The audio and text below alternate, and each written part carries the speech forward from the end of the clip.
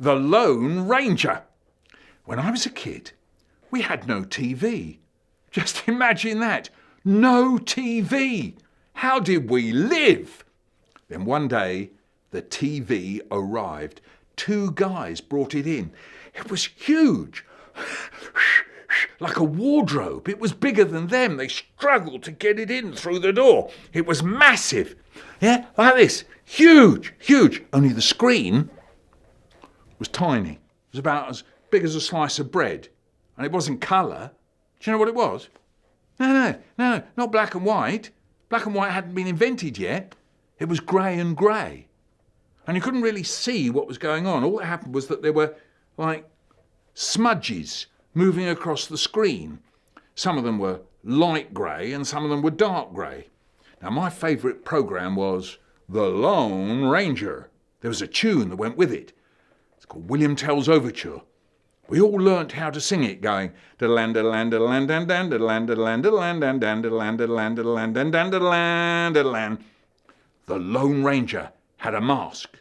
You could never see his eyes. We used to make a mask with our fingers so that we looked like the Lone Ranger, like this.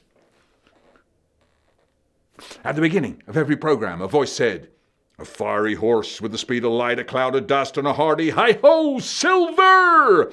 And a light grey smudge, that was the Lone Ranger's white horse, went across the screen. We all learnt how to say, "A fiery horse with the speed of light, a cloud of dust, and a hearty hi-ho, silver!" Then, in the programme, the Lone Ranger did all sorts of good deeds, but at the very end, he would disappear. No sign of him anywhere.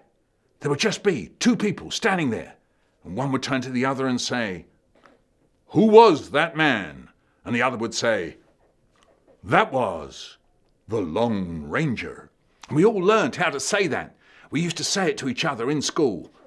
"Who was that man?" And the other would say, "That was the Lone Ranger." And then the music would come back. Diddle-land, diddle-land, diddle-land, diddle-land, diddle-land, diddle-land, diddle-land, diddle-land, diddle-land, diddle-land, diddle-land, diddle-land, diddle-land, diddle-land. That's how exciting things were in 1955.